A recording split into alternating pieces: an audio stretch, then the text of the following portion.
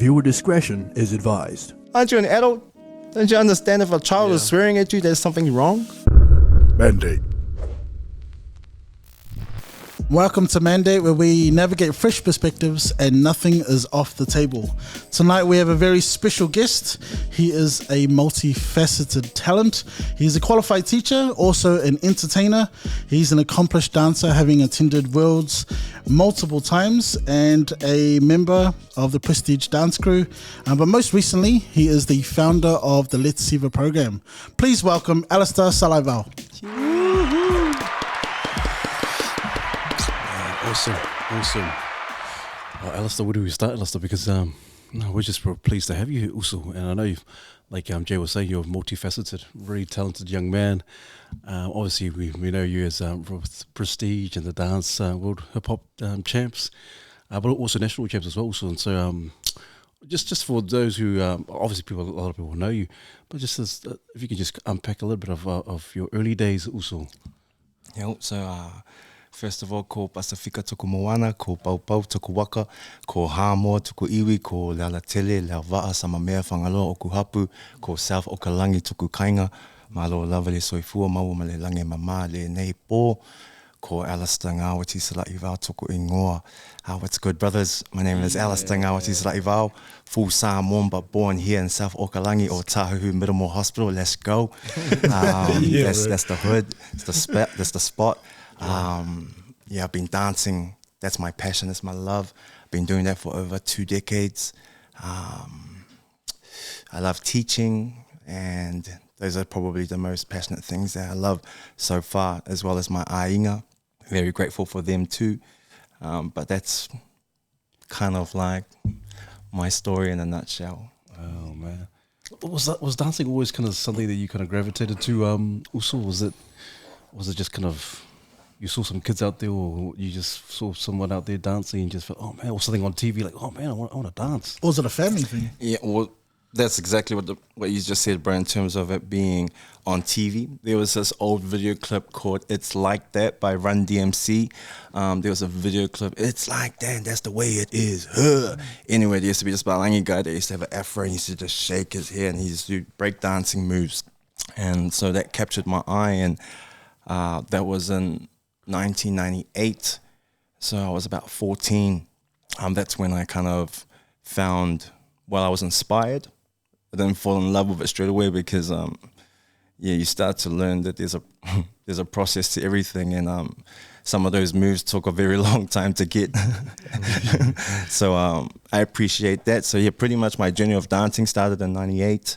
I look at my life kind of like in 3 decades. So from 5 to 15. That's an interesting life that we can tell and all about and unpack maybe later on. But from 15 to 25, that decade, surely, man, I left school. I was at Tangaroa College, not because of the school, just because of ways of life.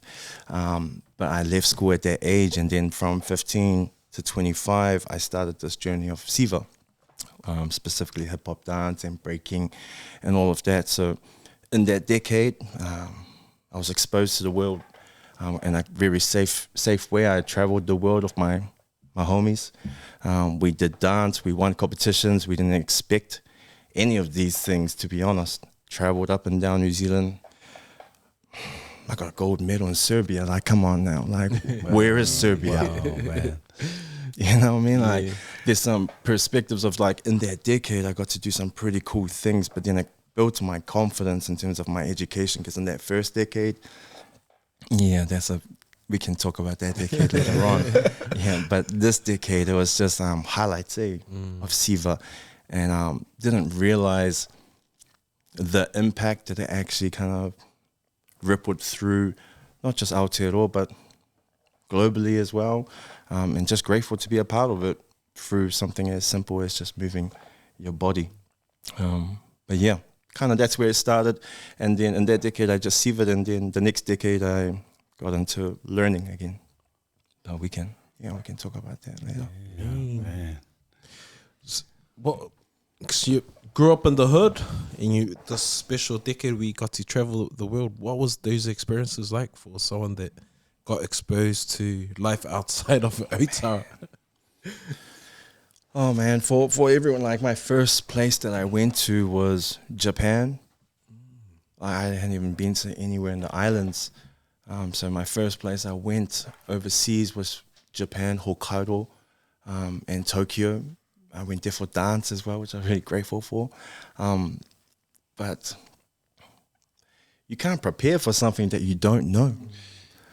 Like, that's the way I see it. Like I wasn't prepared for me to be one of the tallest people there. Wow. I wasn't prepared that my dollar was gonna be strong over there. I didn't know that I was gonna have more because I kept. I didn't realize all of those things were going to happen until I got there. Like even like for example, I was walking through Tokyo, and I just seen this big islander guy on a bike, and this was like what year was this? Like 2004. And so he had an iPod that was strapped around his arm, and he like iPod back in those days was like a big thing to, you know, and he's an islander, massive one. He was riding his bike, and I just stared at him because everyone else is Asian, and you just see another person that looks like you. You're like, wait a minute. Am I in Japan? I'm back in South Auckland. And anyway, he goes, and then I just carry on because he carries on, and I stop at the lights, and then I get a tap on my shoulder, and he's like, "Where are you from?" And I go, "Oh, I'm from New Zealand." And he goes, "No, what nationality?" And I go, "I'm Samoan." He goes, "So the cafe."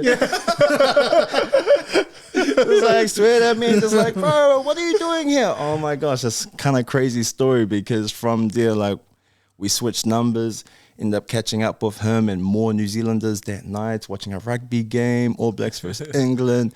Then he's also a bouncer at a club, and the club was called Booty Club. With a black girl with an afro in Japan. I was like, Charlie, this is not making any sense. Anyway, so that was one of my experiences going over. So being able to learn by just trial and error really has supported me to where I am today. Yeah. But that's an accumulation of lots of different experiences from going to places like Japan and America and Europe, and yeah, it's been fun. I just feel that when you go to somewhere new, if there's something I've learned about being a Samoan, is you just try to be fa'alualu and don't bots it. And I felt like that's also kept me astray, to make sure that I keep going with when I do go to new places, except for when I nearly I nearly missed my flight. My first time I went to Japan, you know, so, oh man.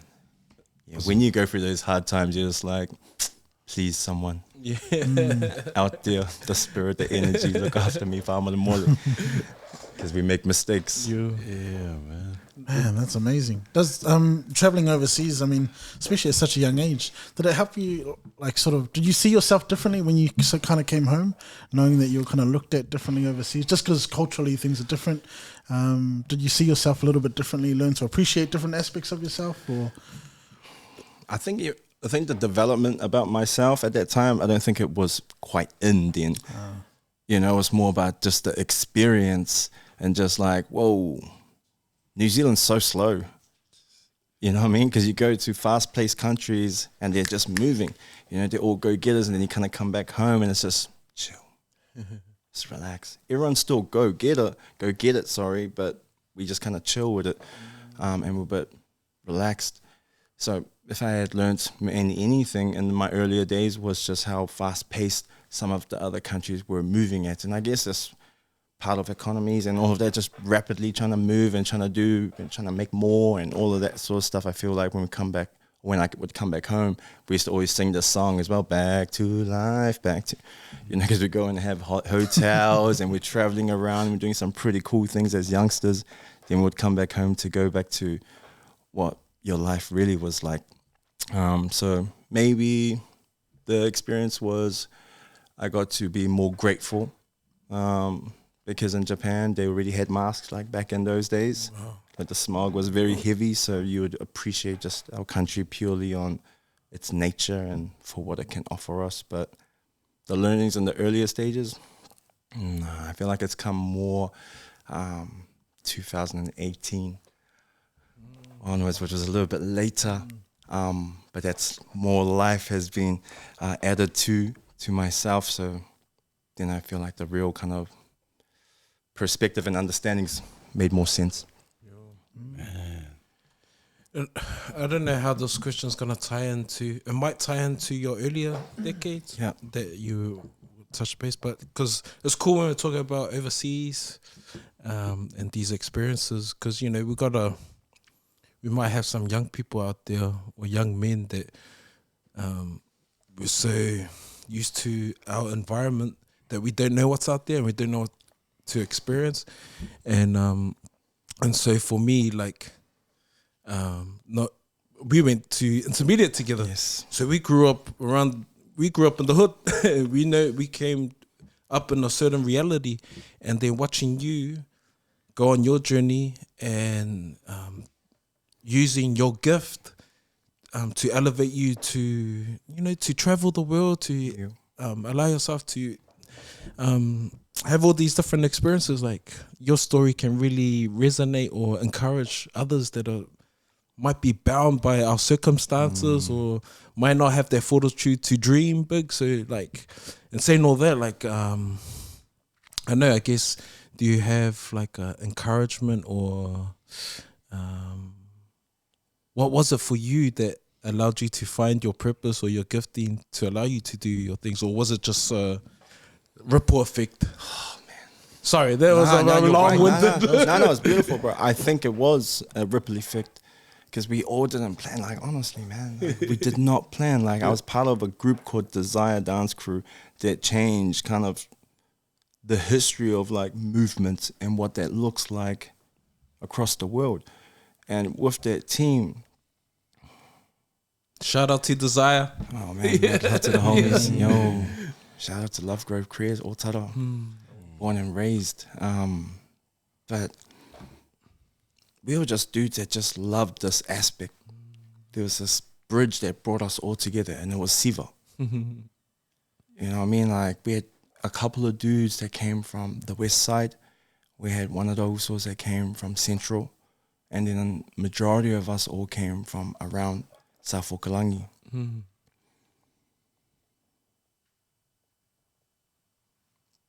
I remember talking to the director, the owner of World Hip Hop Champs International on the phone, because I was the one that sent a message with some people at that time to see if we could participate.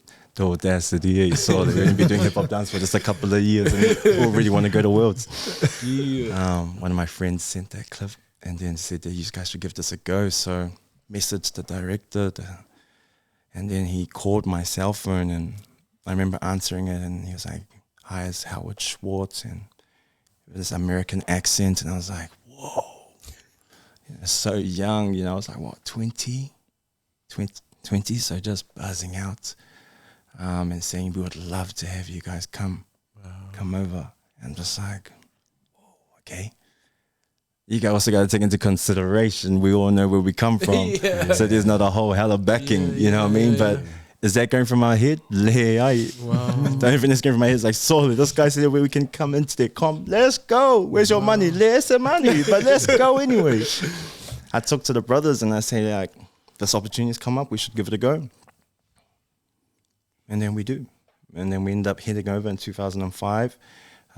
We got support and we did a lot of the fundraising of that money, and we were the guinea pigs of the time back in 2005. And fortunately enough, we were able to embark on that journey. And it's those type of things. What I'm trying to say is, like, we couldn't plan for, and that's the ripple effect. Like, because then from there led on to Solid. There's so many stories of what's happened from that moment to where we are today. And it's still carrying on. Like, for example, I'm still dancing today at the age of 37, and I love it still. But I get to see the next generation. The next, like, I've been seeing how many generations come through.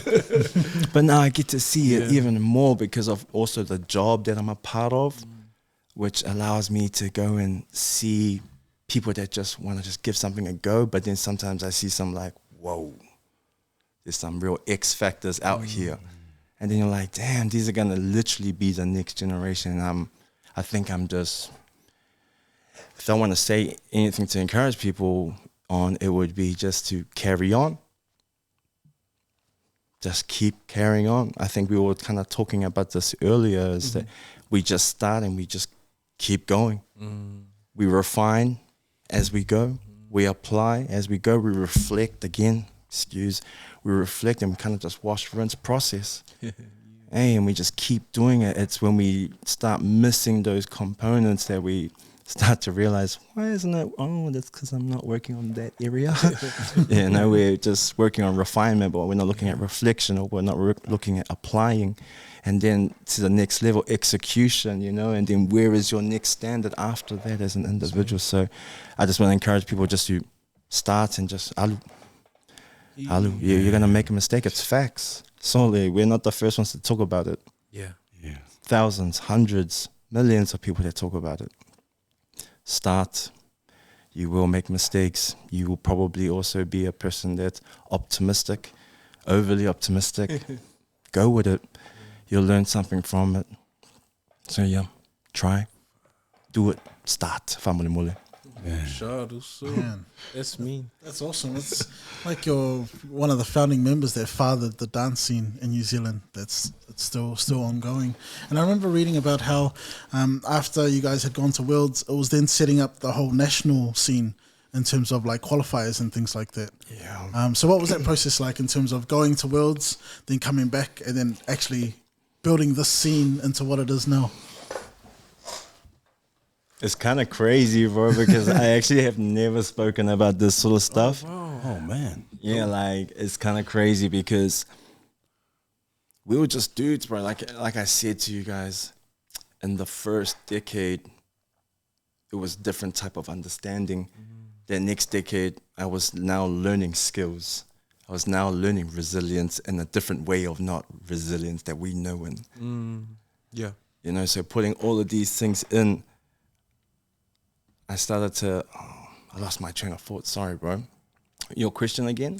So coming back from Worlds, having that experience, and then setting up the national scene. Yeah, so because again, we didn't plan anything outside to do with dance. When it came to administration, when it came to business, when it came to anything to do with finances, we were just the talent. We were just the dudes that just were passionate about the siva. These other aspects came from other lovers of dance.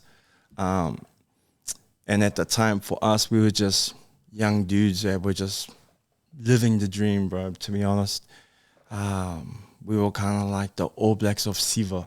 At the time, we were sponsored by Adidas. Like, there was all of these great things that were happening, but we just didn't have, myself, we're able to do the next kind of building of what platforms we could have for the next generations that are going to come through.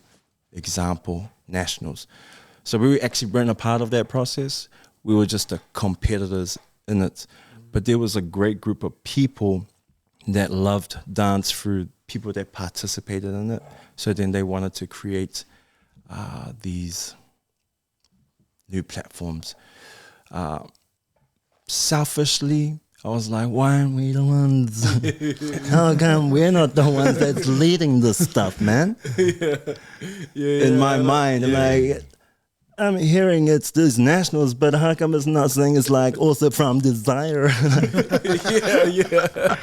Those were my thoughts at the time. So I guess there was a bit of there's a bit of chip on my shoulder towards the competition and towards, I guess, just things that were spawning off what kind of happened with Worlds. But just, I guess it's just young, just learning, and I guess my pride as well, all of those things. But let's look at the realities of it. It's incredible that we had that platform. Solely. Our country went back to that competition and destroyed years after years, far after us. And I guess as I grow older, we start to realize like that's what it's about. But when you're in it, You're like, dude, it's about me, man. Yeah. It's about me. It's my journey. It's what we did, man. We did all of this, man. These people just coming in and just. So if we don't, I never look at it from a bird's eye view. Not at that time. Nah. There was no way me trying to see it from that perspective. But now, super grateful for them, man. For anybody that is doing any type of support of building platforms for the next ones to come jump on and then springboard off. You know, I'm grateful for people that do. You don't realize that at the time because it's about competition. So like, who am I gonna battle today? I'm coming for you, Paris. I'm coming, Lance. All of you guys, we're all family. All of you. You already know. Mad love to all of them. You know what it is. Yeah, I know. Oh man. So what's your biggest learning from all of that? Because half of it's like, on reflection, it's this: you're young, you're only in it because you're in it with your passion, and you're competitive, and but now that you're older and you're matured, like what are some of the biggest learnings that have taken place in terms of dancing? Yeah. The biggest learning is being able to learn. Yeah. I'm not gonna lie, man.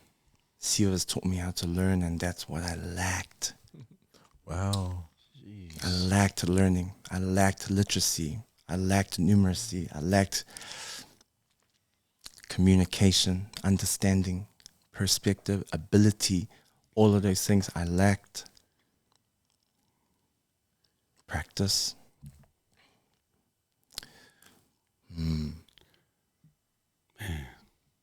Wow. Sorry, that's beautiful, Allister. I think a lot of men can take heed into what you're saying. Also, I think, and obviously you and Desire, obviously Jay said you guys are pioneers of the dance scene, and then a lot of people would have jumped on board, and all these other groups that are coming up, and even we had Hads here, and Hads he paid homage to you guys as well. So hey man, they were the ones who started. And so when you say that it was learning, and I think for a lot of us, and even for myself, sometimes we can get to a place where we say, you know what, I don't need to learn anymore. I've done this. I can just be stagnant. Yeah. I'm this and that. But throughout the learning, because I know, and you're quite entrepreneurial as well, also. So throughout the learning and throughout the journey of prestige as well, and so forth, what has been the catalyst in terms of unlocking that mindset for you, just the continuous learning, you know? Because sometimes we can rest our laurel, because we've done this. But what has been that thing that's kind of, you know what, it's kind of been a real game changer for you in terms of you wanting to continuously learn? The king easy. I want to keep learning. Those are the emotional regulation learnings to develop on it. When you get much older, you don't realize it's going to come and get you. It comes for you, homies. I would say for myself, it really was trying to believe in myself to do the things that I wasn't good at. And I knew that I was good at Siva. And I was like, how can I be good at this and not be good at this? And what I mean by this, it was about literacy. It's about communication. How can I not do this? How can I not study? How come I can't understand a paragraph when I'm reading it? Why do I have to read it like 10 times? When you start having that understanding, you start to realize that, okay, I need to look back at what it is that I'm doing, focus on where I need to be, and then it kind of comes. But it's lots and lots of practice, In 2018, in terms of a big learning for me at Worlds, my team, we came, just to bring the story not too long, we came 8th in the semis. In the prelims, sorry. We came 4th. What am I talking about? We came 4th, and we're like, whoa, incredible. 2018, 4th, we made it through. It was semis. We came 8th, and there was only 8 teams going next into the finals. So we came last. Mind you, there's like 60 to 90 crews that are in this category, but we're now gone 8th. So 4th to 8th. The judges saw us at 4th. They're like, solid for the first time. We'll give you 4th. The second time they saw us, they're like, Leah, you got to go down. So then we're thinking to ourselves, what do we have to do? What's the learning here? They don't dig it anymore.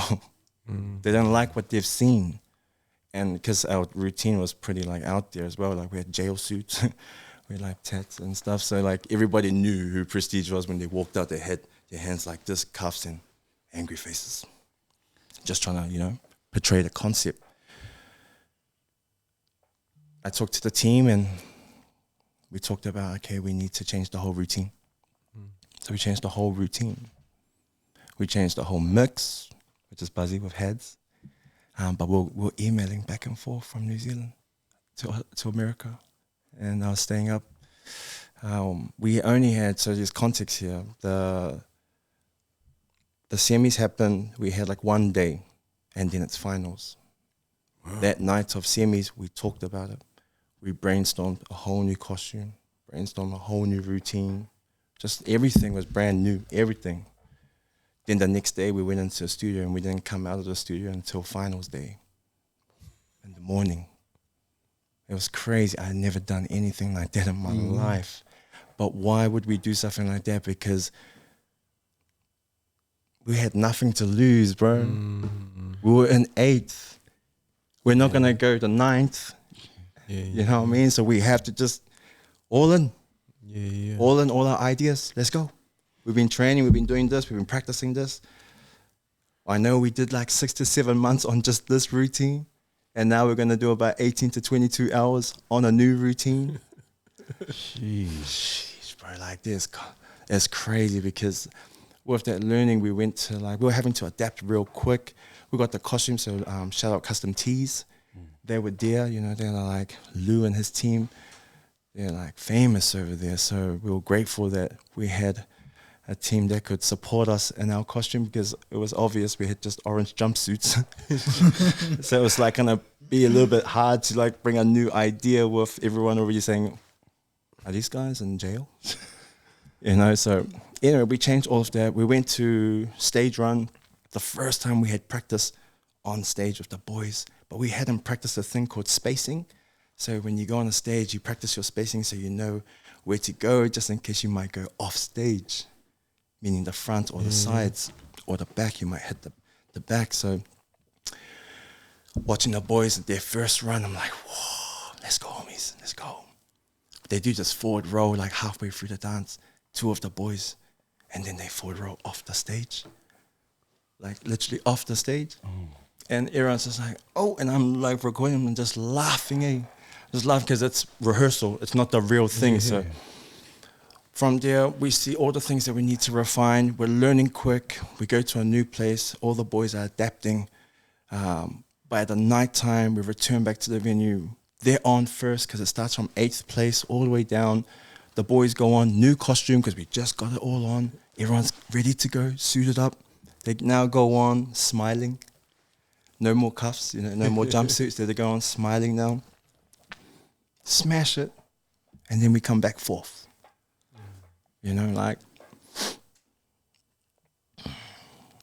For us, what I loved was that no matter what, we just did it.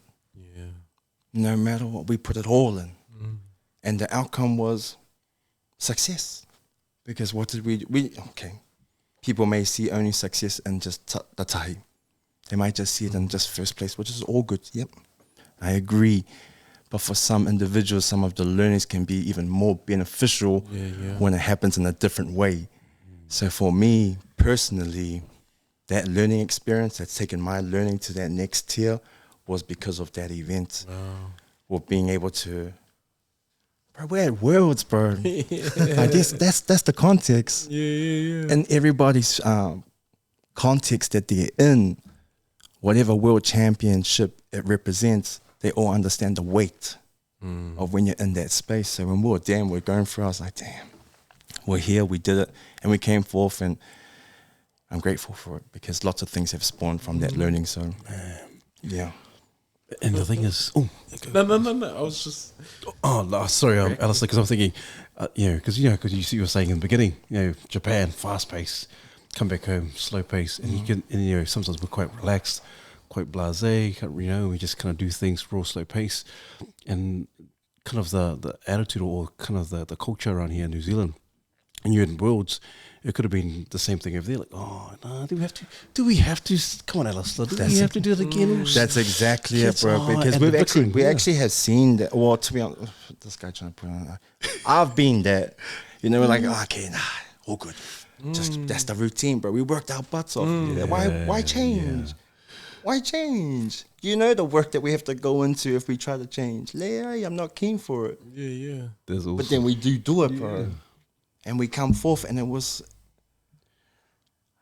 me as a leader of the team could never have provided that feeling for the boys when we were there, when we got told that we had come fourth instead of eighth. When the boys finished their routine when they first went out to finals and they finished their routine, they couldn't stop celebrating at the back for like 3 or 4, 5 other routines that had gone on because of how happy, how excited they were with their ability to be able to adapt that quick at that type of level. That's awesome. You know what I mean? Like, these are homies from Otara. These are bros from Manurewa. These are guys from here that are also much younger than myself. Like, the next tier in the new prestige, so this context, was a decade. yeah. Me and my other bro, Jesse, we're about a decade from the next. So to see these guys at that age as well pull up and not fold at that level, for me personally, that's why I say I'll probably have some more learnings coming later on, but because I could physically and mentally remember how it felt, like seeing the sun come up, Wow. running the same routes, same routines, the homies getting tired, some of the people trying to call and, ready, 5, 6. Sorry, you're not even dancing, bro. You're not even dancing. But that's special, Allister. That's really special because I can guarantee that those guys who are part of the crew, like you would have to push them to their limits. Like, man, this is you're talking about how many hours? 12, 13 hours, no sleep. You're changing the whole routine, new costumes. Like, what the heck's going on here? Do we have to do this? And the mindset, you would have really changed a lot of mindsets on that day, including your own. Like, man, I really pushed myself. I can really make the work ethic has gone to a whole new level now. Yeah. And the whole, like you're saying, we're able to adapt, but more so just, I can imagine that the even if the first place wasn't meant to be, but fourth place, but that would have meant so much more because they're actually, I cannot believe that I was undergone this whole process and my mindset has just changed, even if it's 1 degree. Mm-hmm. Wow. And what you've done because you're one of the leaders of the group at that time, hey? Yep. And so for you to do that, it's like, man, because you could have said, you know what, I'm leader, let's just keep it safe, boys. But you pushed through and you led by example. I said, bro, that's beautiful. I love those kind of stories. It's just beautiful, man. Thanks, bro. Yeah, definitely, like, starting the conversation. I definitely would say that's what I did. I started the conversation.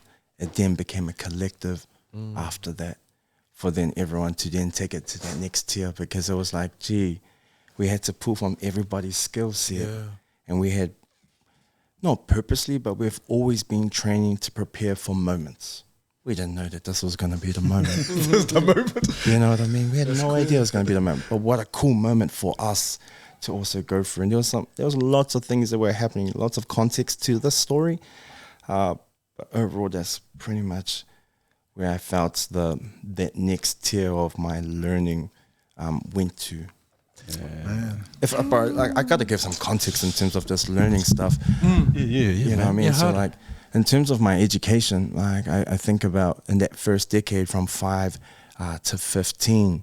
So I went to primary school in South Auckland. I went to lots of schools actually, and same as intermediate, we caught up as well. And then high school, I ended up going to St. Peter's for 2 terms.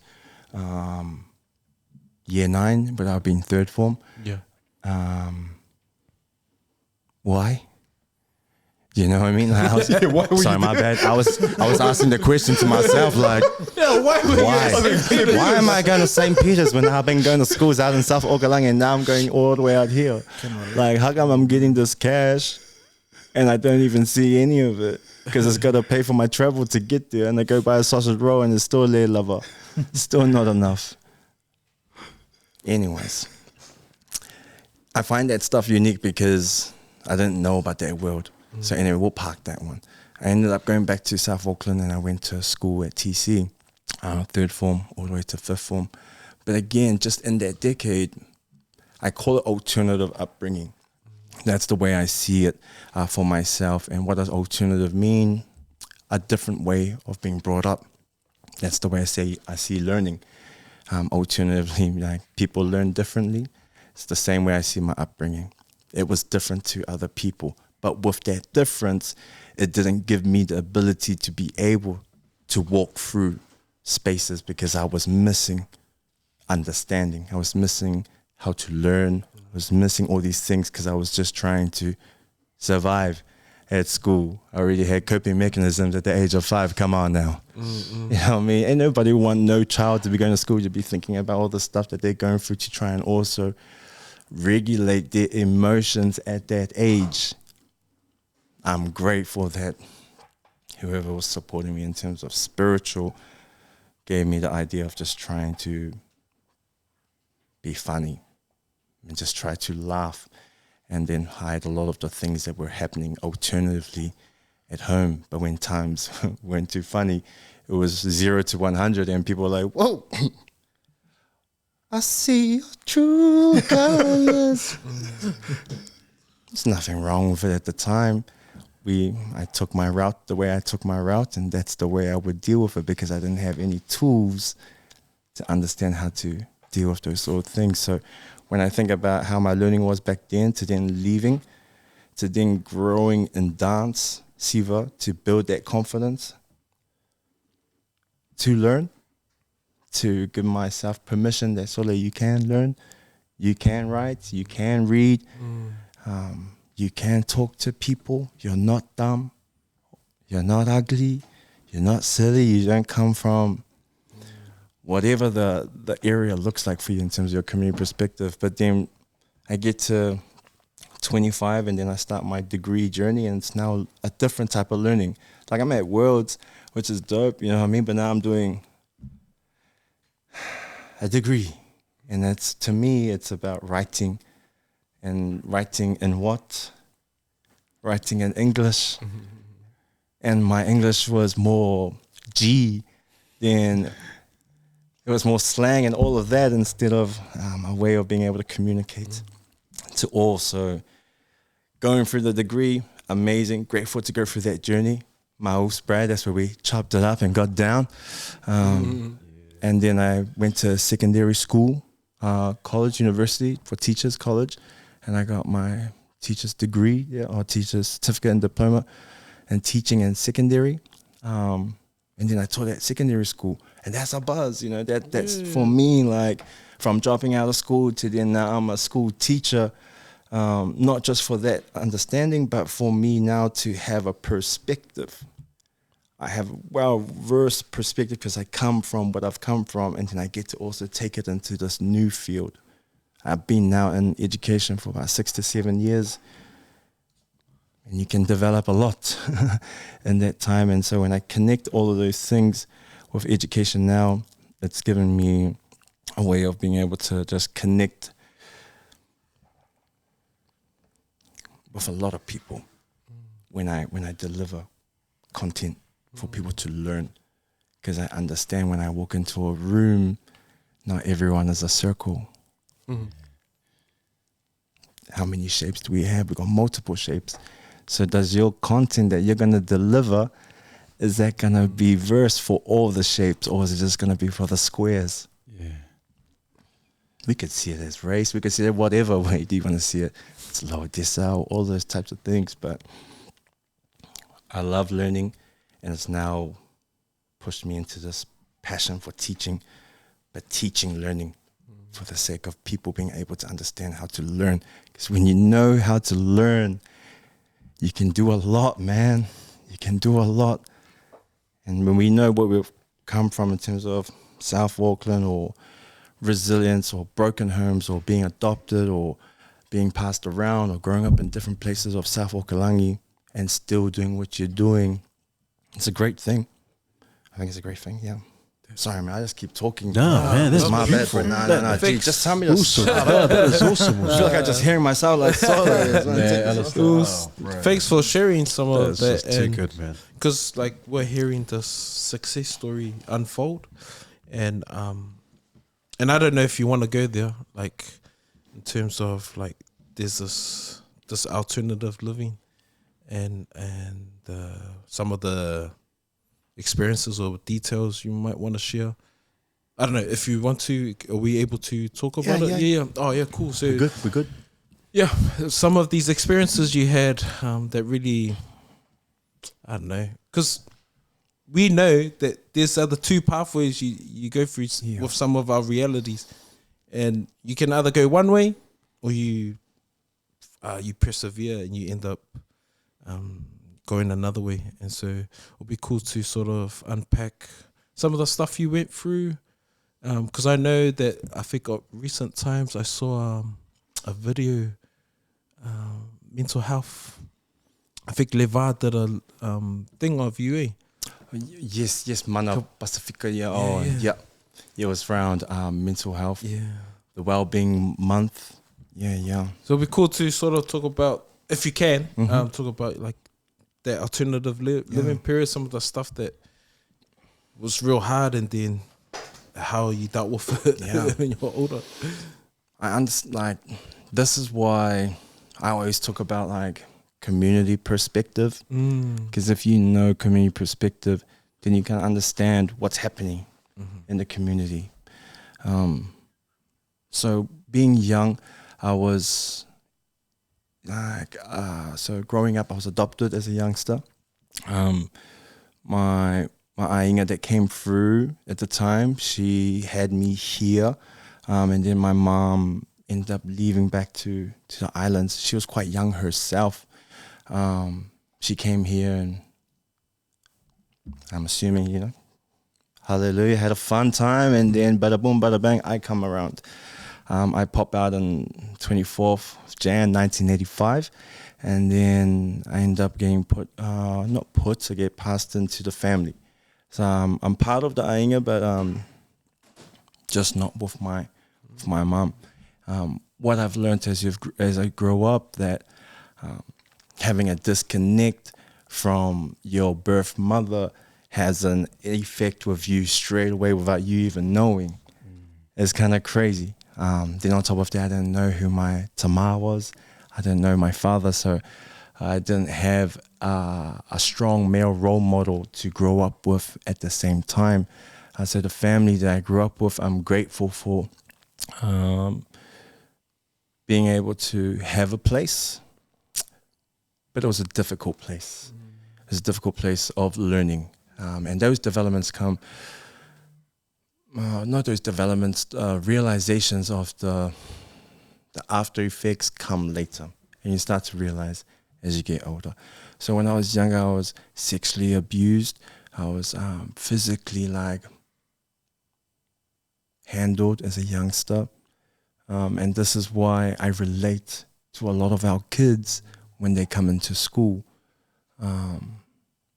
There's that's a lived perspective. You know what I mean? How do I deal with that stuff at the time? It was laughter. I had to find something else to support me, or else I wouldn't be here. So you put that stuff, I'm speaking from my own opinion, my own life, not anyone else's. I put that stuff in the vault.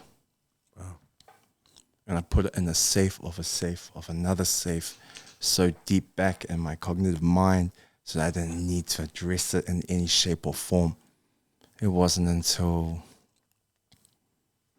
my little homie came into this world, my firstborn, triggered the whole thing of my life. Boom. in the deep sea all the way to the top now, floating. Yeah. What happens now, it's adapt. It's what do you have to do. You can't leave this to chance. You have to work on this. So vigorously for the last half a decade, I've been looking more into that space of mental health for myself, looking at it at a holistic kind of view, because I understand that mind, body, emotions, and energies are all connected together. But you gotta practice. You have to seek, but then you have to apply, and then you gotta reflect, and then you gotta refine, and then you gotta execute. When you don't do those, you end up missing out. And when you can foresee futures, because you've seen many with our type of upbringings where they will usually go. And I've got 2 boys. It's not unfortunate, but my little boy went through one moment of seeing dad go to a different side. And for us as learners, we all know that gets embedded. Boom. You planted that seed. Now you're going to water it. But you have to practice. And I'm still practicing. Still got this guy's only 5. He's got how many more years to go? But he's still got to practice with this type of stuff, because it's for real when you don't understand it. And when you get triggered and then you act out of normal, we got to pinpoint that stuff. But we got to decide that for ourselves. I decided that for myself. I'm still on this journey, but it's led me to what I do today. That's why I do let Siva inspire the young ones to be resilient learners, ensuring that they keep trying and never giving up. But they need to see it. They need to see it. They can't just be hearing it or seeing it on TikTok or seeing on these other dapps. Like, that's all good. And that's there for them, which I'm grateful for, because we all know we all had a cell phone. It would have been so cool. Yeah, true. We all know if we could have the world at the tip of our fingers. Yeah. Like, solely. I remember starting just on the side when I was doing breakdancing. We had to record, the videos. Coca-Cola charts come on a Sunday. Yeah, come on now. RTR. You know what it is, man. Just so you could get what it was that you needed. But now you just come out, boom, boom, boom, boom, and it's there. So if we have that type of access, we need to then navigate the next part, was how do we support our ones to gain that access. They got to learn. They got to understand how to gain. They ain't going to just be like, yo, I know that's where to go. But who's going to navigate them? Who are the people that see our children all the time? Mm-hmm. Those are teachers. And I'm passionate about this stuff because our kids, they get their content from those teachers. And if it's not delivered in a way where they can understand, and it's only the hexagons that are understanding, but what about the circles and the squares? There's lots of people missing out. So I'm trying to see if I can support this understanding of showing a multi-faceted way of teaching, but through Siva. All right. That's awesome, man. You can see there's a real awareness about your impact, and it's such a good attribute of a really good teacher, is being aware of the impact they have on the kids and the energy they showcase to the kids. And you mentioned something, and I've heard it through your Let's Siva program as well, is you guys have talked about how the typical saying is practice makes perfect. Yeah. And I've heard you guys talk about how practice makes you better. And you've talked a little bit about practice and examples of having to sort of adapt and pivot a little bit, and it's okay to make mistakes. And sometimes we get caught up in this idea of perfection and being afraid to make mistakes. So I'm really it sort of lifts my spirits a bit, because I'm in my final year of teaching, and so I'm really passionate about the upcoming generation and doing things a bit differently, especially for kids like us who have come through the hardship and they they may not see opportunity. All they need is the opportunity and someone to get behind them is my belief. So I was just curious about a couple of things. One of them being in terms of there are new kind of struggles with the upcoming generation today that perhaps we didn't have in our generation growing up. What some of those things might be for you that you've noticed in your role as a teacher, but also just in terms of for our men out there, in terms of giving themselves permission to make mistakes and to practice through those mistakes, but not being so caught up on the idea of perfection. Yes. The kids one, I think there's pros and cons with everything.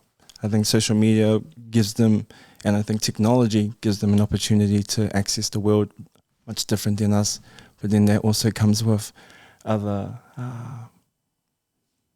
aspects that they're not aware of, and then they have to navigate through that themselves. I think if, as we are older people, I hope that we all continue to update our worldview so that we can continuously support our younger people, because as we know, fashion goes around and around and around, and it's kind of the same thing with our learning. If we keep doing the same thing, we're going to get the same results. So yeah, my bad, I kind of went off track just then. But yeah, in terms of the men,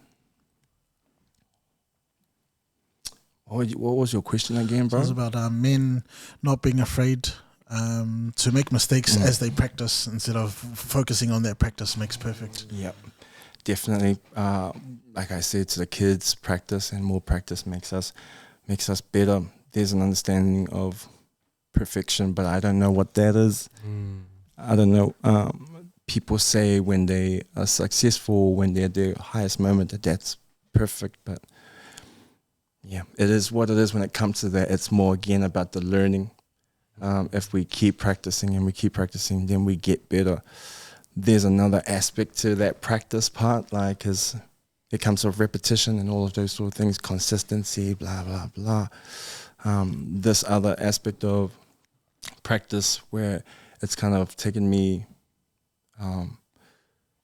to understand it a little bit differently was understanding deliberate practice, and it comes from a guy named Anderson Erickson, and he's a rest in peace, amazing researcher. He was an expert on experts. So that's what his research was built on finding experts and seeing how they became experts. And majority of his findings and his research around all these great people, from chess to MBA to NASA to science, they all had something that was quite similar, and it was practice, but it was more called deliberate practice. And that they were able to, I guess it's the same thing they were talking about earlier, is to reflect, refine, apply, all of that. But it's like playback for some people that are in UFC or people in boxing or in dance. You look at it, and you see it, but you have to sit down deliberately and watch this stuff, consciously understanding that this is what I gotta do to be better. But how many of us actually do that? Bro, that's good, man. That's so good. That's not even me. That's from this Palangi guy that decided to go out and do this incredible research, and he was in it. He was in it deep. So yeah, but yeah, respect. Oh man, I tell you, 100%, Allister, agree. How many of us really, and I'm talking about personal as well, and then for the usos, how many of us do really deliberately sit down and think, okay, I didn't do this right, I need to focus on this, I need to kind of refine this, or reflect on it, like you're saying also. How many, and it has to be, because in order for us, like you're saying, you've already mentioned it, to refine, be better, reflect. Imagine if we were to do that as men in other aspects of our lives, just deliberately sit there like, oh, what, I need to do this in terms of finance, or I need to do this in terms of learning, continuously learning, instead of going, you know what, because it is, I think one of the greatest battles in terms of men is sometimes we do rest on our laurels. Hey, what do you reckon? I rest on our laurels, I've done it before, used to it, I know from the back of my hand, I'm so used to something. Yeah. But you're saying we need to update ourselves as men. Yeah, as the world progresses and the world is always changing. What they say was 240 years until the same thing comes around again. And so we need to progress. And I love your mindset also. I really see, I just can sit here and just listen, man, because I love it, man, because, and also thank you so much for being honest, because for you to come here and say, hey, and tell us about your traumatic events. But what I find really fascinating, Allister, because you talk about resilience, and I know a lot of young people are going, and people come, especially when some adults come and say, they talk about resilience, you can be resilient, you can do whatever you want to do. And then you get some kids or some of the youth go, you don't know what resilience means. And resilience means a lot of things. But at that time also, in your own words, in your own opinion, at that time when those things were happening for you, what was resilience for you at that time? Because, you can see hindsight's a beautiful thing. You can see now, I've done this amazing things. But at that time when those things, traumatic events were happening for you as a kid, what was the fire in the under the belly that said, you know what, I can really push through? You said, you mentioned laughter, but what was it? What was that resilience? Can you describe for us? What was that thing that kind of kept you like, I need to keep going. I need to keep living. Yeah. When you go through what you go through as a youngster, you kind of just want the day to end. So you're just living to the next day. That's how I felt I was growing up when I was going through those traumatic experiences. And because I went through it, I'm just like, okay, I got to get through this day. It's not until later in my life that I start to realize, holy, I've found something that gives me an opportunity. It wasn't until I found Siva that everything else started to open up, and I didn't need to be like I would always think, this is how the rest of my life is going to be. Fuck. But it doesn't. It doesn't until, it was Siva came, it changed that. It flipped it. Changed the whole concept. When I found something that I put everything into, I loved it so much, man. And I still love it. Sorry, I didn't say like in past content. What the hell? I loved it so much, but like I never trained for anything in my life, and this thing taught me how to train. I was dancing at interval. I was dancing at lunchtime. I was dancing after the school in the hall till 5:30. I walked down to my homies at about 7 in Piako, and then I'll carry on silvering until 10:30 at night, and I'll wash that whole process every day. Every day for a whole year, I was just that thing. And from somebody that didn't know anything about b-boying to then I progressed into movements that I couldn't believe I was doing. I was a part of a team now that was traveling nationally. Like, what? Come on. I went from being in a follow there, I was like, oh my gosh, I need someone to save me. Please, these people. So now, like, I'm at the Mount for New Year's. Like, come on, man. Like, for some people now in this day and age, they're all like, it's just normal to have that type of lifestyle. But going out of Auckland and going to do something like that for me was mind-blowing. Because I also saw different people too, like, it wasn't just Polynesians. Started being open to what was also out there. So, yeah, sorry if I went off track. No, man. When you talk about dance, when you found dance, in terms of that, I don't know if it was a healing process, but did it give you like some sort of purpose, or did you give you some sort of identity? It's all of that. All of that, yeah. It is my purpose. It is my identity. It is who I am. Like.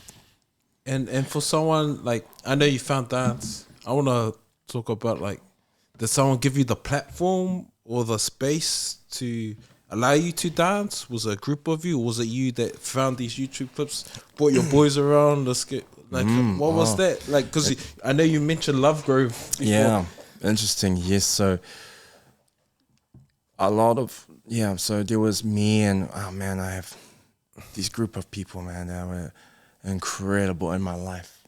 They really were, and they're an extension of the Aingas that I've grown up with, and I'm very grateful for them because they were they're the Satil Ainga. It's a Samoan family that just were excellent in volleyball, and they would dominate. Ellen and Messi. Oh, there you go. Wow. Remember playing them. My gosh, yeah. So those two names, Alan and Messi, were people that I started to learn with, and from there I was able to then build my love for it because I practiced it more. But then as I saw it progress, we started a team. Actually, and we were called Technical Freaks. Look at the name, man. All Tata boys was like Technical Freaks beat. What the heck? Sorry. We started that team. We ended up getting like some gears as well, a bit of sponsorship, and we did a couple of gigs. But then, my Massey and Alan decided to go on their journey of sport, and they carried on, and then it just became me. So then I was deciding, are you about this? Or did you only like it when you did it with these guys? I loved it. So I was able to carry on and to even like backtrack a little bit more. When I started dancing, I was makwa kaya as we all know, as beginners at anything. Ain't nobody an expert straight away. We all know this. We're all born as babies, so don't get it twisted. You don't come out of your mum running or come out talking straight away. So in terms of where I started, like I remember we used to have these things called, we used to have breakdancing or b-boying breakdancing at the back of Monaco back in the day on a late night, Thursday night, and everyone used to go to the back and we used to jam. They used to have like a little platform at the back of where Sterling Sports is, and people used to meet there Thursday nights after school and they used to have their battles, and this is where other people were dancing. So my moves were so mud, but I just wanted to be in there, so I would just go out and just do Valère moves because I didn't know what else to do, honestly. Like I jumped on my moolie and I was like jumping like I was driving. I was doing anything, but then I started to realize real quick that I was the clown dancer. I was the dancer that wasn't taking it serious. And then when I kind of changed my mindset of like, okay, I want to give this a go. Then when I decided that, it changed my whole course. Because you're now in a position where you're a teacher, you're the senior dancer, and however you started, like you're now providing a platform and a space for others to express themselves. Because dance can be an expression of who you are, and that's why I love like the different arts and what everyone gets into. So, and what's that like for you when you provide a space for someone else or you're mentoring others? Yeah. I'm just blessed. Yeah, you're blessed to be able to put anything into anybody. Yeah, you give anybody any type of knowledge, you give them any type of anything. You're very blessed for it. But just to backtrack as well in terms of some of that learning, like the healing process of all of the other traumatic stuff that we were talking about. Siva has been the healer, and I'm grateful for it. I'm not gonna lie, like honestly, like people will find it so whack as well because I'm aggressively dancing to slow jams. How does that make sense? But because I'm feeling something emotionally, and in my mind, I get to let it out through that type of movement where there's more resilience instead of just throwing and just being like I'm cramping or just being aggressive with my movements, where I'm trying to seek a way of how I move to then let that move my emotion, not in the same spot, to move away so I can start to feel a bit better, feel a bit more confident in myself for the day. That's why I'm grateful for it. I would say that it saved my life, 100% saved my life. It gave me purpose at the beginning. At the beginning, Jeez. I would go to do everything now purposely just because of Siva. Man, also. Sorry. No. Before I forget the question, like, because some of the language you use in terms of self-reflection and some of the healing you went through, like that's not normal language that men have. Like, it sounds, I don't know, I could be wrong. Is there something that you learned yourself in terms of like having to unpack this vault thing that just came out, or yes. did you go through like professional help? Yes. Were there people around you that Yes. you're able to talk about it? Yes, brother. Therapy, 100%. One of the biggest ones was ACC. They supported me because I had to leave work. I decided to leave work because I was really focusing on this traumatic experience that I was going through. So I took time off work, and ACC was there to support me with the therapy. I met an amazing guy, a Pākehā guy, a much older Pākehā guy, and I was with him for some time, and he gave me some amazing words, some wise words. But just, that kind of was it. It was just nice words, and it was supporting me through that time, which I needed. I needed just support, just period. Yeah. And this bro was the right person for me. As I started to unpack and get a little bit better, I started to realize there were some other aspects that I kind of needed for myself. And it was more that relatability of being able to talk to someone that kind of also understands the perspective, because they lived it. So not funny enough, but that video that you're referring to, that mental health one, through that connection, I worked on, shout out to Dioscuri Marketing Agency, Pacific Islanders, killing the game, let's go. They supported me with that opportunity to be able to do those things for the mental health. But then they allowed me to then connect, because they had a much wider umbrella. And that umbrella led to me now speaking with one of my homies, my Doko Uso Sosh, that I speak to in Mapumaya. And I continuously still to this day have therapy. It's not on a regular basis. And even if it was, there's nothing wrong with that. Just so that we got that clear. Some people might get that twisted. But I'm still actively accessing that opportunity for myself, so that I can still holistically look after myself. That's awesome. Because it's bigger, it's so massive. So therapy, and then getting ones that were more relatable for myself, so that we could connect. Because for example, I sat down, we started talking, we chopped it up, me and my bro, we started praying, we started laughing. Like, that wasn't the same process when I went to see my other bro the first time. It was real formal. Okay, what are we here for? Okay, you got 5 years ago.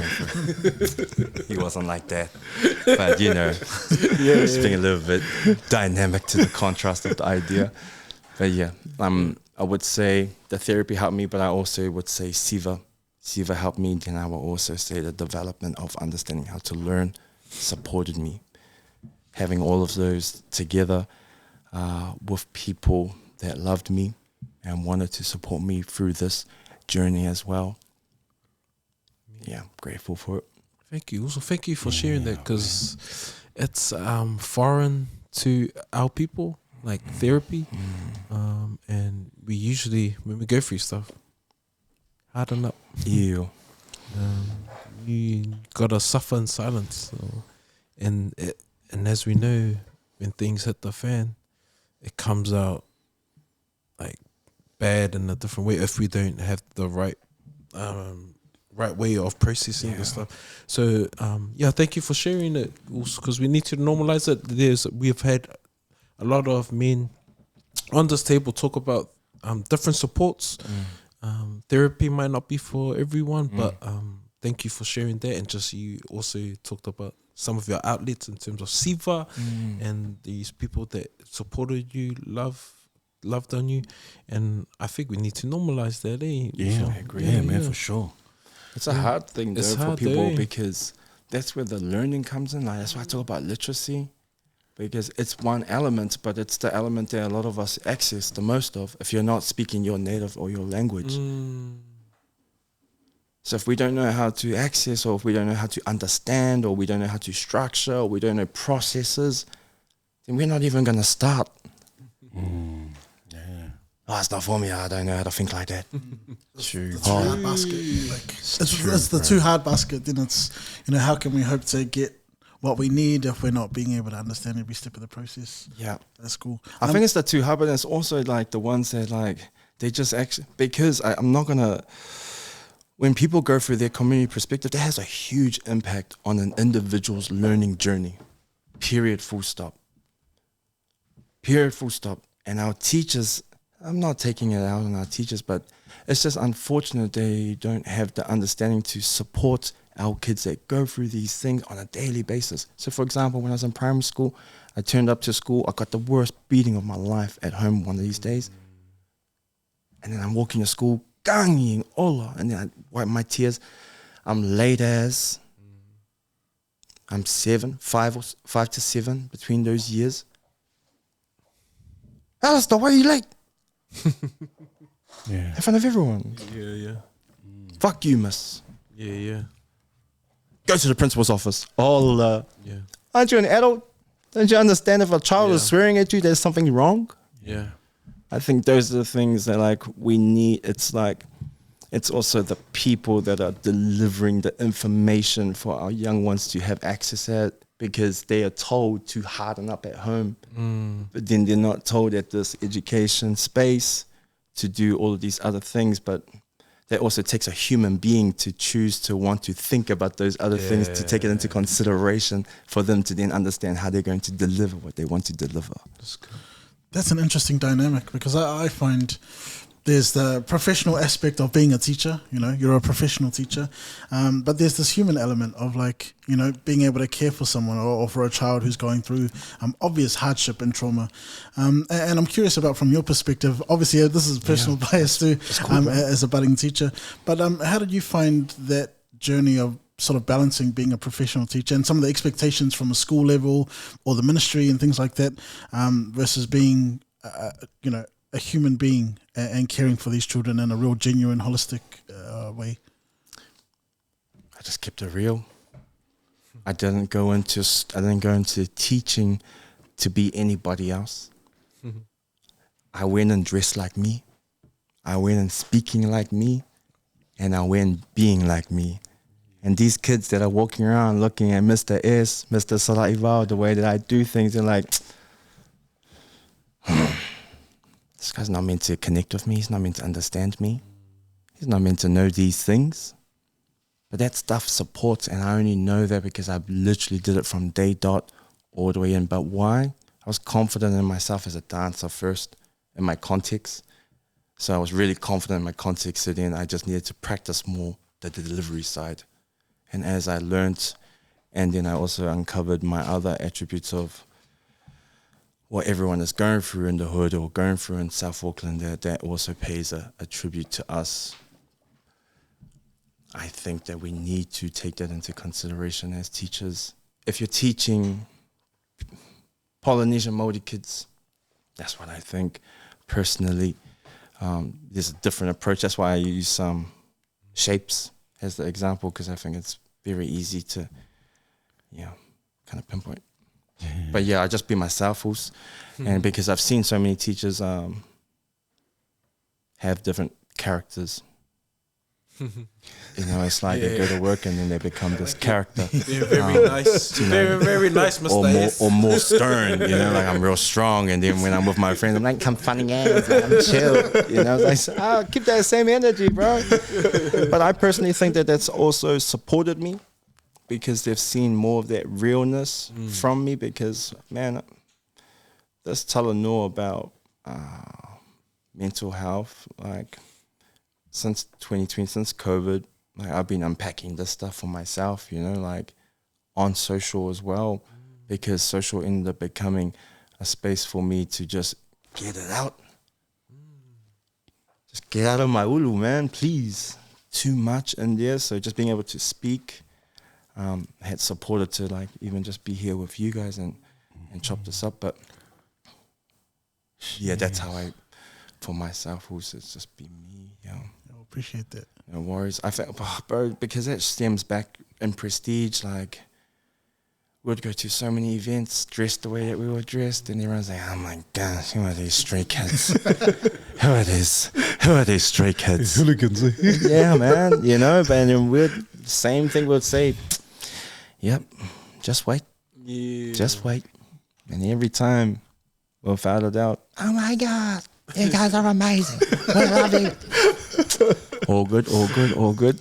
It's the whole, like, everyone just judging at first, but you start to understand that's just the world, and everyone has that kind of perspective. But now I'm trying to normalize it in terms of the way that people like myself represent as a teacher.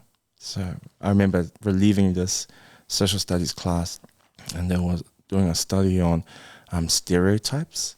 And it was funny because I was there and they're like, "Sir, what's this? Stereotypes?" And I go, "Well, okay, guys, everybody here. When you guys all came into this class and you all sat down and you looked at me, you all stereotyped me." And everyone's like, and I go, "Because you guys looked at me the way I was dressed and you're like, hell no, this guy ain't our teacher. This guy's not our teacher." And I am your teacher, bro. I'm qualified. Sit down and we're about to do some learning. But that was real cool to be able to give that perspective to the young ones, like, straight away. And cool. So they were like, "Oh, yo, I get it. So yeah, be me, be you." Man, that's so cool. I'm just wondering as well, Allister, obviously sometimes some of the kids, they see you, they say, "Oh, you know, the old adage is like, oh no, brown face, I can relate, this teacher's going to relate to me, I can relate to this teacher, brown face, Pacific Islander, Māori." Like in your time in teaching, has there been a time where you feel like, man, even our brown faces are not a kind of, I don't know how to say that, succumbing to like, no, I don't know, just I don't care what's happening in your life right now. I can obviously see it, I can see the signs, but I don't care, just harden up. Are you witnessing some of that in the classes, or some of the students or the teachers that you come across? Oh man, there's lots of stories. But if I would like to, because I don't like to trash people, so my main thinking was there was a need, and I was able to fill a need, and we created an alternative internal education program that supported our year 9s and 10 boys, because they had it hard with behavior and engagement and attendance. These were the main things that they were finding hard. And so we created this program to try and fill those gaps of, I guess, those kids would have like left school in term 1. And those kids would have been the ones that would have went to the teachers, but the teachers would have been like, "Hey, you just go sit outside." Yeah. And then you walk past and you're like, "Sonny, what are you doing sitting outside?" "Oh, I have to sit outside because I was late." "Oh, it's only 4 minutes late." Like, but then we create that program so that it does become a real support. So it's cool to know that it's actually still going. So I feel like, yep, there's lots of teachers that have different approaches to teaching our people. Just would like to share more, or maybe role model it more, and that's why I do Let Siva, because I get to role model my teaching to all the teachers. Because when I go into schools, I talk to the captains of the school, which are the principals, the senior leaders, the big homies of the school, and then from there, I then meet all the other teachers, because I teach every year level from year 0 to year 8 if you're intermediate as well. That's like 400, maybe 600 kids sometimes. You know what I mean? But that's not easy. There's no normal, you know what I mean? There's a spectrum of learners there. You got to like jump through different like characters so that you can get the learning that you're trying to do across to the people. I would say to my homies, like, "Sully, we are the Wiggles. Do you not understand this? We are the Let's Siva Wiggles. What are you on about, bro? You think these 5-year-old kids want to see some cool ass hip hop dancing the way we do it? They want to have fun and laugh, bro." Then you check the skills and all of the learnings in there, you know what I mean? And then we just keep scaffolding it up. But being able to have that sort of like reach with those types of people, it then made me understand, okay, there's this other aspect of Let's Siva, and it's the pedagogy, it's the teaching side of it, and it's the people that are actually in front of our kids. So if I can possibly get in front of them without saying, "Sorry, we should do a PD about how to teach our people." You know what I mean? Trying to do it in a different way. We're like, we can all learn together. I hope, as we know as teachers, that we like to observe. I hope there's some observation here that you can take away some learnings and maybe refine and apply, because you're seeing that there's a change and old Johnny over here, and Johnny doesn't like to attend or even attempt anything, and old Johnny's doing all the dancing. Like, there's something here that's working for them. So it's on them to see that and then hopefully apply it. But that's why I want to just keep doing what I'm doing with Let's Siva, because if I can try and keep doing it as much as possible, I can just offer another perspective. I'm not the only one. Allah. There's so many great people that have been doing this for so long and are still doing this journey of trying to support our people. I'm just another person jumping in the waka, trying to stream in the same way. Yeah, what a cool segue. Also, please, Let's Siva, please tell the viewers all about Let's Siva also. Okay, Come on, man. Yeah, man. It pretty much is to inspire the young ones, literally, inspire them to be big dreamers and to be resilient learners, to keep trying and to never give up. It's really what we try to push. We say it to the kids in ways of developing in our dance. So with Let's Siva, we do it like over 5 sessions. And by the 5th session, we have a performance. But we have a whole school performance. Wow. And they all have different routines for all the different year levels. Juniors got their own Siva, middles got their own Siva, seniors got their own Siva. They only have 45 minutes with us, a session. Our baby's only 35. But the rapid learning that these guys do, and then the outcome at the end of it, which is the Siva that they're able to do, is mind-blowing. Because we need to understand that not every child loves the Siva. True. Come on now. Eh? So they got some kids just sitting like, when did I ask to do this? Too cool, they're too cool. Oh, bro, but like, you know, there's that aspect, or there's like just not keen, you know what I mean? They're just like, I'm an introvert, or I just don't want to do this. Like, even the music you're dancing to, I don't get jiggy with, you know what I mean? Like, so when we see a lot of the kids still push through, like, that's the learning, bro. You know, and we do it in increments. You know, so they're getting the bite at the beginning, because we know as Pacific Polynesian people, we like to connect first, eh? Just the same as teaching. They call it Māori whanaungatanga. You gotta connect first, make some sort of connection, not just get straight, okay, everybody, this is what we're going to do today. Dude, we don't even care about what you're gonna say, bro. Who are you? In terms of us, we like to connect first.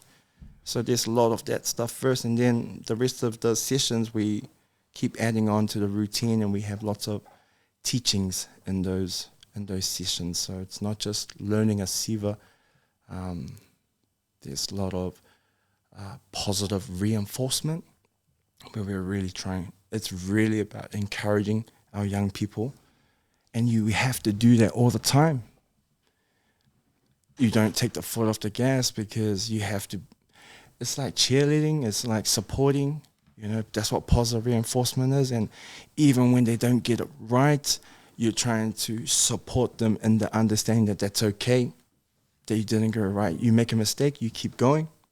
All of these things that we kind of put into it. So Let's Siva is that, man. We just literally go into schools to try and support our younger ones to have a different approach on learning and how they can learn, and they get to do it through dance.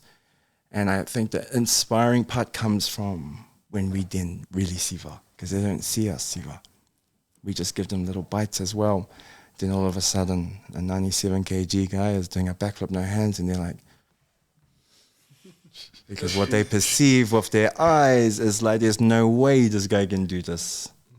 And then that as well is just the next bonus for them, like, oh man, I'm getting a sore head from this person, because what I see is not... You know what I mean? They, all of a sudden they start seeing me doing these real movements that I guess they see on TikTok or they see on their own things, and they get to see it in real life. But then not only that, they get to see the person that looks very similar to them. So that's where we try to push the dreams. We really shout out, keep trying, never give up. If it is cliche, it is what it is, but I'm gonna keep saying it, bro. Like I literally say it for my own life, not even just for them. Like even the homies that I got working with me, like even in their own lives, they're like reflecting after our sessions, like, bro, gee, I gotta keep trying, never give up in my other spaces that I want to be pursuing. And so, yeah, that's Let's See how we go into all the schools. To be honest, when I started also, it was meant to be just for primary. In 2022, vertical, primary, intermediate, high school, professional, university, like, just like, because it really, but that's cool. I love Let's See for the fact that it's also, for me as an individual, given me my identity in terms of my monetary value for me as an individual, in terms of what I know is of my value and how I can add to spaces. And by creating something for myself, I've now taken that responsibility of others and I've done it for myself. So that's what also I love about Let's See. It's given me that opportunity to look at other areas of my life that I can also upgrade in as well. That's beautiful. And still, like in terms of the business stuff, I'm ECE. I'm probably like year 0. I think I've got to year 0, year 1 in terms of business. But yeah, like we say, we keep going, we keep trying, you know what I mean? And I'm all good with that process. I'm just grateful that I have Laluenga, I have work. Beautiful, man. Beautiful. This is buzzy. I love the passion behind it. You can hear it. It's contagious. Yeah. Jeez. Like you just shared your heart, and it's quite inspiring. I'm like, oh, I want to see fun. But you can just can just tell you really love what you do also. So what was the pivotal moment in terms of the transition between teaching, like mainstream teaching, to okay, I want to go do this? Like, was there were you just feeling you saw a need, or was it like you're frustrated at mainstream education and you had something to offer? What was the transition point for you? Yep, value. Yeah. When you start to understand yourself and you know what it is that you do, and then you're also able to measure that to other areas, you start to really quickly understand how much depth you have and how much value you can add. So I knew that my dreams that I wanted to do in terms of that value was never going to go anymore. And that's okay. But it wasn't okay for me. That's okay, I mean, the process, that's okay. That's as far as it goes, and if people want to stay there, maangaia. I'm not saying that process is wrong, but I wanted more because I know what I've seen. I've been to places that I shouldn't be in. I shouldn't be in Italy, having cafe. I didn't even know that's what they call it. And they're like, you want to have cafe, Alice? I was like, is that like coffee in a small ass cup? Yes, cafe. Oh, well.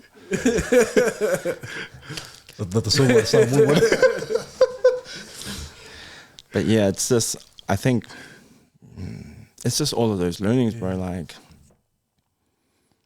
when you know you're not meant to be where you're supposed to be, but then you end up getting it, it's like, okay, something's different here. Sorry, I lost my train of thought. I love it. Value. Man. You knew your value, you knew the value of others. You want to give value. And I think that's when it then like put me, bro, I was scared as well, bro. Like, yeah. Let's talk about it. come on, man. Like, it's anything, but this is different. It's not different because a lot of people go through this. But in my personal journey, I had 2 boys. I have 2 boys. My wife, and myself. I'm also going through my own journey. And now I'm wanting to leave something that was pandemic proof. So now I'm going to go out on my own. Because when I was on the pandemic, I was getting paid. And I was doing my job online. I was doing all of that stuff, but that's what buzzed me out, you know. And then I also was then like, should I just stay in this job because of this? It's showing proof at the worst time of living in civilization. Yeah. The job that's going to continuously give me money is teaching. And I was appreciating of that, but yeah, I wanted a bit more. I want more, and it's not more to be ooh. It's more because, like I was saying, like I've seen it in other places. We see it on. Come on, man! You guys have interviewed people that do it as well. You know, like I look at people like Style. Like he's changed the game of UFC from this space. Man, That's scary. That's courageous, bro. Like, yeah, we've seen people do it, but it still takes a certain percentage, and it still takes some sort of fortitude, like to really go after what you want. And it was during a time that was where everyone was like, I don't know, trying to look for security, but you were like, nah, I'm gonna chase my dreams. So well done, also, bro. You're That is paving the way for us. That's ridiculous, man. I'm trying, man, because I it's not even trying for these things, but a lot of our younger ones, they're moving away from this idea of 9 to 5. Yeah, I don't get a 9 to 5. Well, how are you going to fund whatever you want to do if you don't even have a job, period? These guys are playing with this 9 to 5, you know what I mean? Like, there's value in all of it, but we all got to start somewhere. Yeah. We all got to start somewhere. And I became more confident in what I did because I got better at teaching. I got better at I did reps at teaching. I did 7 years of it. So I got better at teaching. I was getting better at dance. Then I added these other aspects of my mental well-being. I was starting to slowly have more control on regulating my emotions and looking after that. Then again, like I was saying, holistically, it all adds together. I think I was saying to you guys off the mic that I was... No. Yeah, not just off the mic that I was... This is the strongest I've felt. Like, just personally, like, as an individual, but I think that's due to all of the things that I've gone through to get me to where I am today, but yeah. but that's living Yes. Allister, because it is. You said that, hey, you know, because some people are like, no, you had a good job, getting paid. The pandemic's hit, and then you decide, you know what, I'm just gonna take the leap of faith and start a business. Let's see, let's do this, and not knowing where this is gonna go, how this is gonna pan out. But also, what you're saying also is so inspirational. It's so inspirational. And I can guarantee you, a lot of men who are watching this, or viewers watching this, are like, man, if Allister can do that, if he has the guts to back himself, and that's what you've done, you really back yourself. You know, I back myself, I back my talent, my gifting, I'm going to do this. And when you said about adding value, look at what you've done. Also, you've done world hip-hop champs, national champions, overseas, you traveled around the world, you come back, you do a teaching degree, and you did what you have done in terms of setting you're adding value. You have added so much value to yourself that you've become irreplaceable because that's how good you are. Like, oh, this is how good. And I can imagine also your service for your services for your the program, bro. You should be honestly, man. I don't know. What you're saying, what you're sharing is it's beautiful. I am so encouraged also because I can imagine praying a few months time. Hey, how much for your services, Allister? $1,000 an hour, man. That's how much I'm worth. I'm $1,000, man. Even more. I don't know, but you are really encouraging a lot of men and the table. The Usos are going, man. Hey, Uso. We're like, man. Uso, beautiful, man. It's just beautiful. Thank you, brother. I know that decision. Like, one thing I'm really interested in, because you don't make that decision on your own. You see, you got 2 kids and you got a wife. What was it? Talk about the person next to you. Talk about how Did she support, or was it like, take your bags? You got 1 week. Tell us. If they don't pay the bills in 1 week, you're gone. Tell us, Allister, how did you convince her? How did you persuade her to? Did you lie, or? It's kind of buzzy because I remember when I guess I've been like kind of bleeding an idea that like I wanted to do something more. So it wasn't just abrupt and it's just like boom. And it's just like, oh, all of a sudden. When? So I think there was increments, but it was still it was still challenging because we also were still trying to develop through our lives as married couple as well. So there's contrast of lots of things happening at the same time. But if there's anything that I know that Barb's has done with me, with this whole process, has supported me through it all. Critical questions, but it's good. That's where the real reflection comes from. Hard. I say all these things like it's easy, but it's hard, man. Yeah. You know what I mean? Like it's not that easy. But communication and trial and error, it didn't pop up straight away. But I think because I wasn't abrupt with my approach, I didn't just like, yo, I'm gapping it from work. And I went to like spoke with my team that I was working with, and they were very supportive as well to support me through the journey too. So, I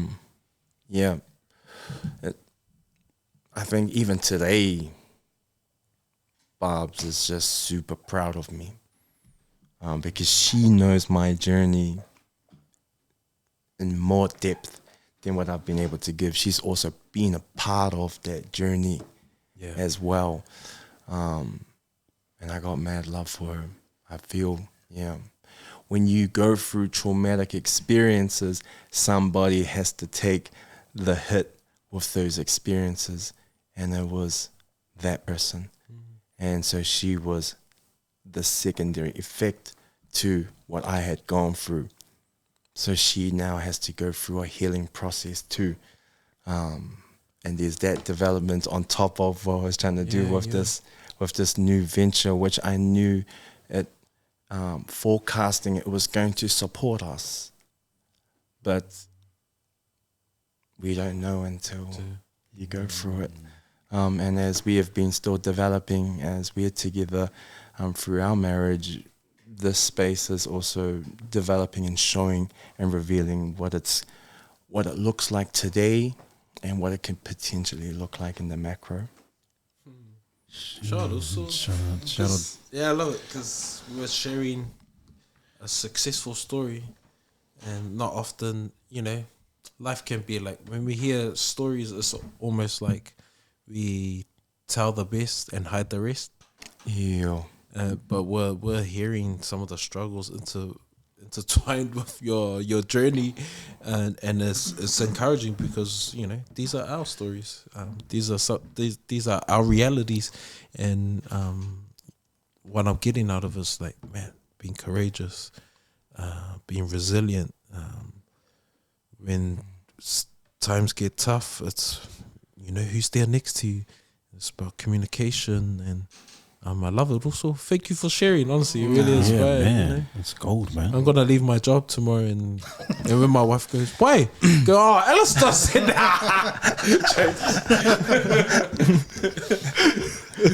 I'm gonna see how I'm gonna give her increment of my dream.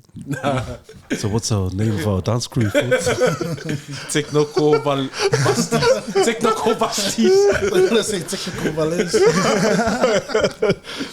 Hey man, props to your wife as well, Barbs. Yeah, Yeah, props man. to you. Love our woman. Awesome. Yeah, man. Awesome, man. She's like, just to connect as well, like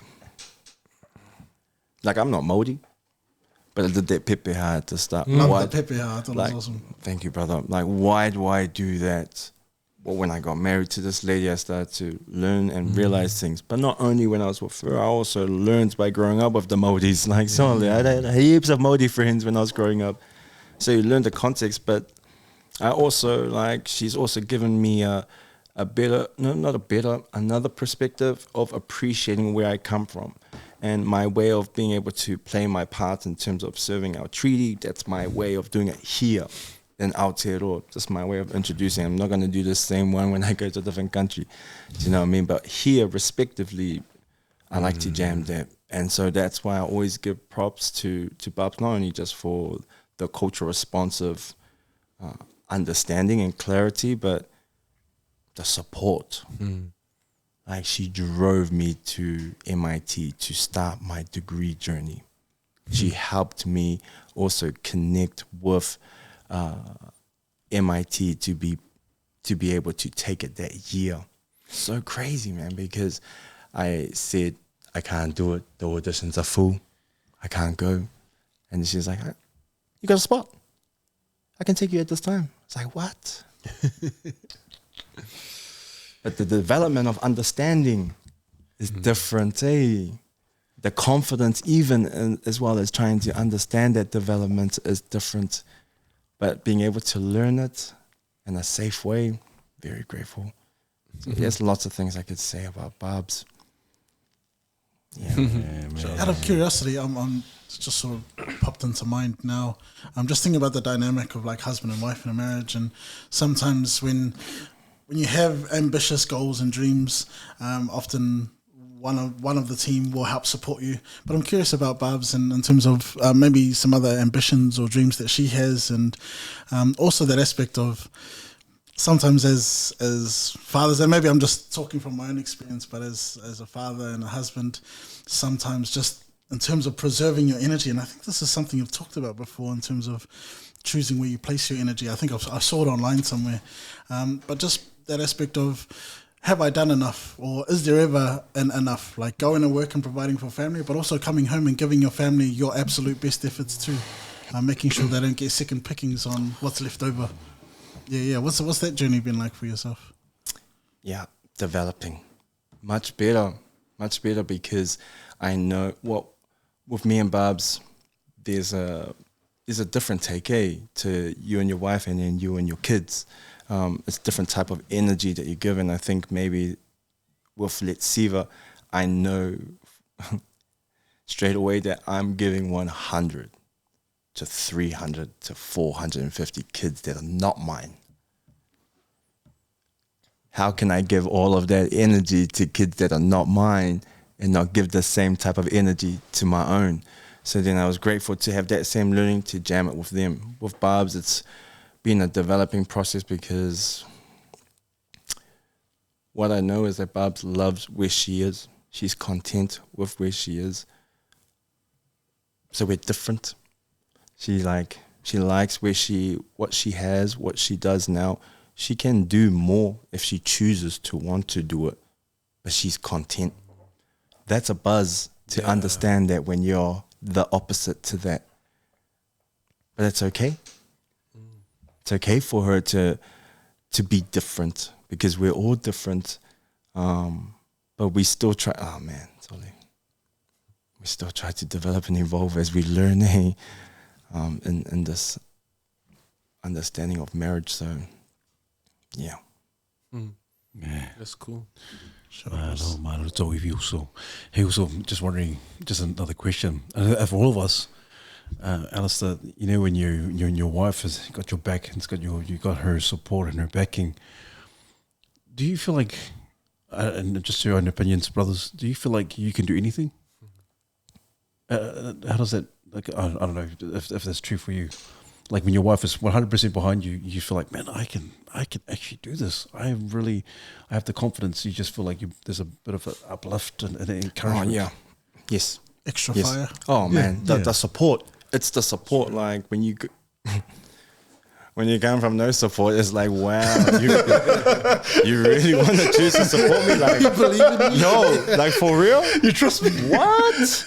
But that's even more real, because she taught me something buzzy, man, that I never knew as growing up, because I thought it was fake. So she would talk to her parents every day. Every day she would call them. Damn. To talk.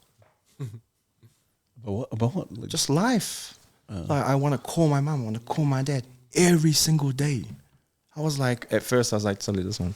Oh, acting or the king. This girl is acting. Hollywood. Why are you trying to show that you're a hot family for? Do you know about my past already?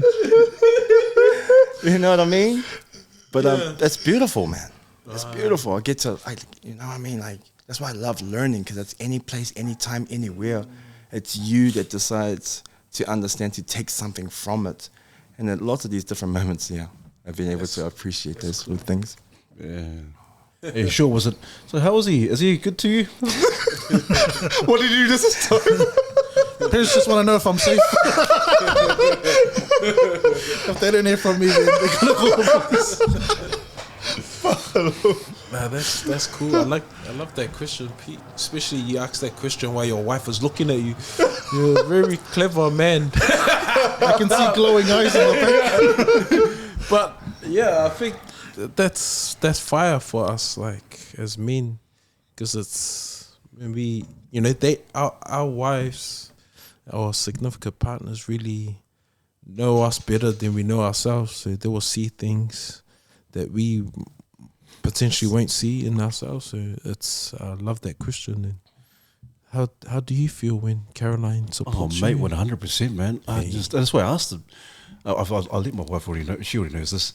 But when you have your woman and your wife, more so your wife behind you, man, it just makes you like. I really believe I can fly. Yeah, and it just moves mountains. It's just amazing. And so I do what I do, and when my wife's got my back, it's like, man, it just makes it a whole lot easier. And you're right, you said, Allister, some people don't support you, but you support me, you believe in me, and you're saying, you're just fire, like you really believe that I can do this. That's cool. It's amazing, man.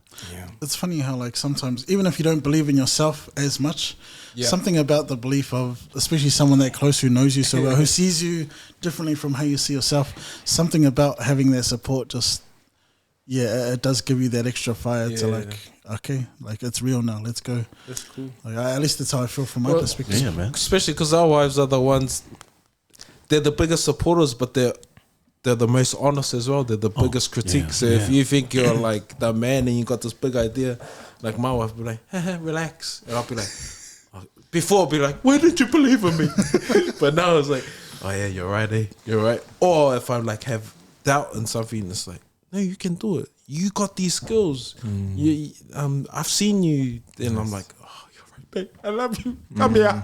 yeah. It's funny though how the dynamic can shift sometimes, Like my wife is really good with little details, whereas I'm like the big ideas, like, oh man, let's just go, like gung ho, we'll learn the lesson as we go. And then she'll undo all of it with like a simple question that I just hadn't thought of. But then there's other times where she's like the extra set of arms, like, man, I can do so much more. And it's just funny how versatile they are depending on where we're aiming, where we're looking, who's with us. But so much love for our wives and the way they stand by us. Shucks, That's I awesome, almost segue into something else when you said they're really versatile. But let's carry on. Hey, man. Hey, I'll come my year. It's Monday after hours. Man, they are 18. Hey, also, Allister, hey, listen, we're also mindful about time as well, also. And, man, I tell you what, you have been so inspirational, also, straight up, so inspirational, so encouraging. Man, just the nuggets. I just look forward to this dropping. And so, also, I just want to thank you, man. Thank you so much for your time. Thank you for your honesty. Thank you for just being open, just being really open and just really sharing from your heart and being authentic. And it is, you are 100% authentic. Also, I feel like you mentioned the word blessed. Bro, I feel like I've been blessed this evening, man. I've been really blessed also, 100%, man. Thank you so much. Also. Yeah.